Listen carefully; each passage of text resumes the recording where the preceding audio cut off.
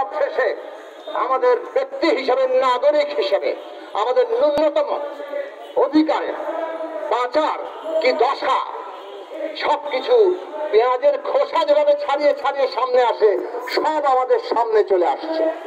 এই সরকার তারা টানা 12 বছরের উপরে বেশি সময় ক্ষমতায় আছে।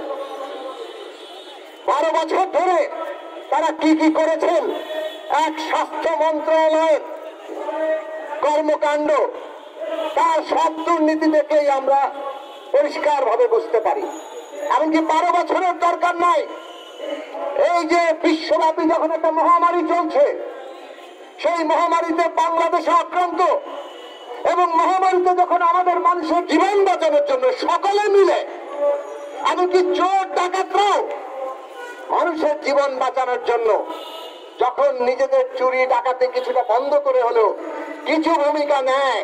1971 সালে যখন এই দেশে এই যে পাকিস্তানি সামরিক বাহিনী গণহত্যা শুরু করলো, এই দেশের মানুষরা বহু চোর ডাকাত রূপান্তরিত হয়ে গিয়েছিলেন।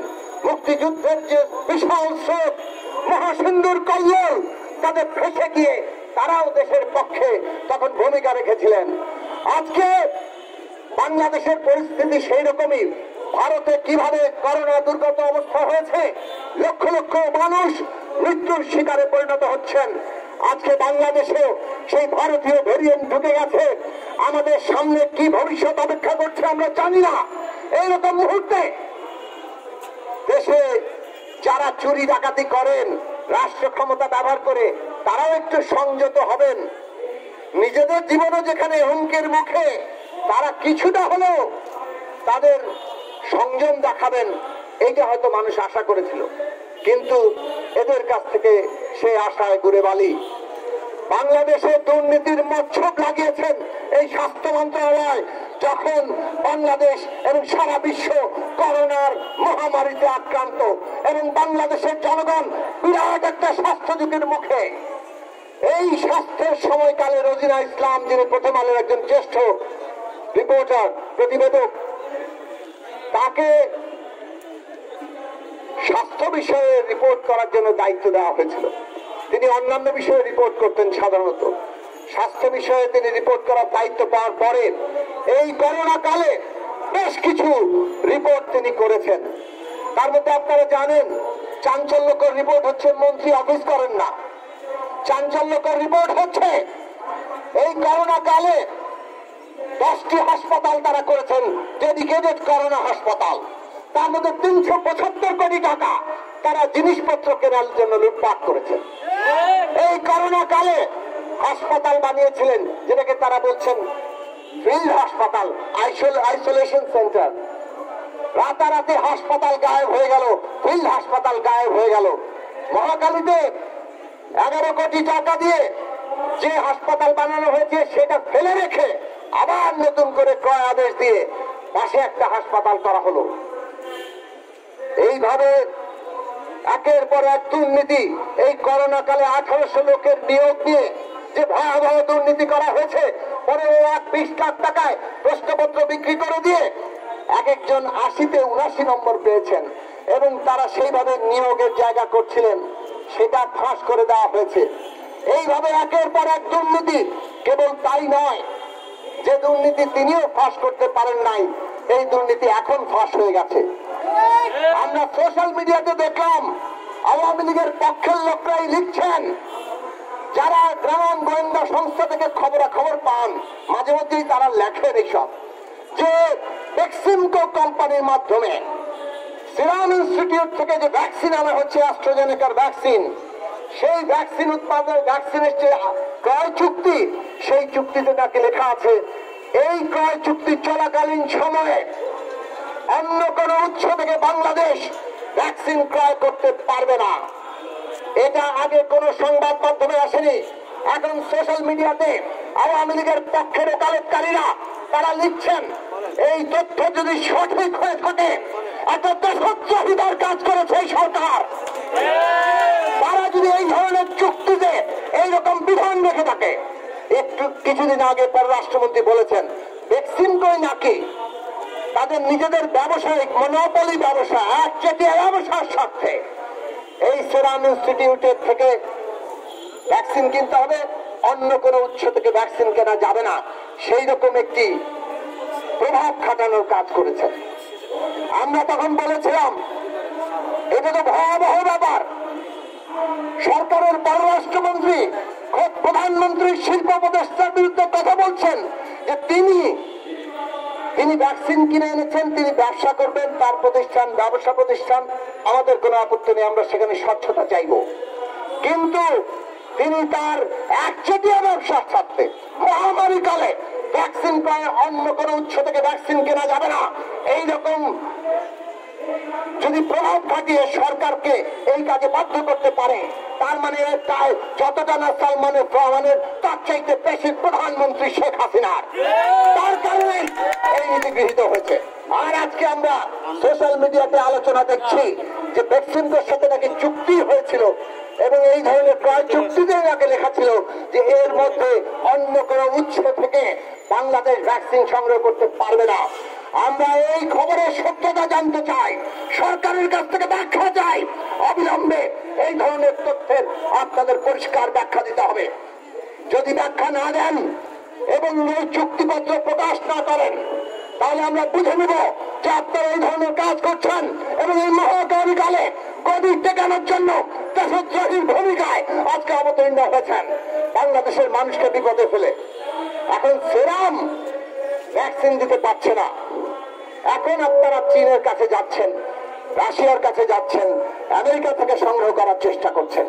চীনের সাথে তো আগেই চুক্তি ছিল, চুক্তি হয়নি, কিন্তু চীন প্রস্তাব দিয়েছিল যে আপনারা এখানে ভ্যাকসিন উৎপাদনের জন্য ভ্যাকসিনের যে পরীক্ষার কাজ চালাতে হয় সেটা করা যেতে পারে। সেই কাজ অতি দ্রুত বন্ধ করে দেওয়া হলো। কেন? কারা করলো? হচ্ছে ভারতের চাপে এবং এইভাবে সেরামের সাথে একটা একক একচেটিয়া ব্যবসা করার স্বার্থে। কাজেই সেই রকম ঘটনাগুলো আরো পরিষ্কার ভাবে আমরা সরকারের কাছ থেকে ব্যাখ্যা চাই। এই সরকারকে ব্যাখ্যা দিতে হবে যে কেন তখন একটি বিশেষ কোম্পানির কাছে কেবলমাত্র একটি উৎস থেকে আমাদেরকে ভ্যাকসিন আমদানিতে কিংবা ভ্যাকসিন সংগ্রহে বাধ্য করা হলো। সেই পরিষ্কার জবাব যদি না দেন এই দেশের মানুষ এই মহামারী কালে আপনাদেরকে দেশদ্রোহী হিসেবে অভিযুক্ত করবে। সংগ্রামী বন্ধুরা আমার, এই যে আমি আর কথা বাড়াবো না, কেবল স্বাস্থ্যের খাতে দুর্নীতিগুলোর দিকে তাকালে যা কেবলমাত্র বরফের চাইয়ের উপরি অংশ মাত্র, এর লুটপাটের বড় কাহিনীগুলো সামনে আসার মতো বাস্তবতা নেই। আমাদের গণমাধ্যম তার টুটি আগেই চেপে দেওয়া হয়েছে, কাজে অত বেশি যেতে তারা পারেন না। যতটুক তারা এত কিছু বাধার মধ্যে করেন সেটা নিয়ে আজকে সরকারের অবস্থা দেখেন। আর এই রাষ্ট্র, এই আইন আদালত কি অবস্থায় রেখেছে? আপনি যখনই কিছু করবেন এর বিরুদ্ধে ন্যূনতম প্রতিবাদও করবেন, আপনার উপর হামলে করবে।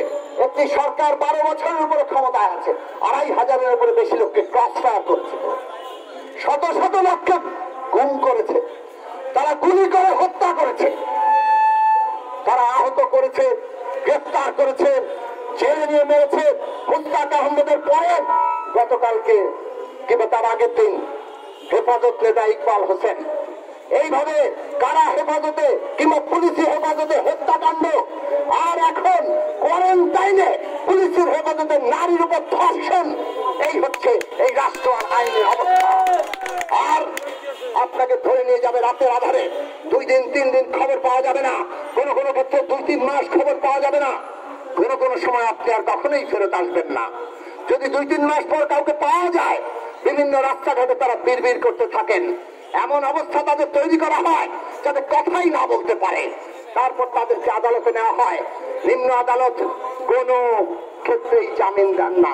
100-তে একটারও অভিজ্ঞতা আছে কিনা সাম্প্রতিক সময়ে কোন রাজনৈতিক বিরোধিতার জায়গা থেকে, সরকারের সমালোচনার জায়গা থেকে কেউ নিম্ন আদালতে গিয়ে রায় পেয়েছেন, জামিন পেয়েছেন?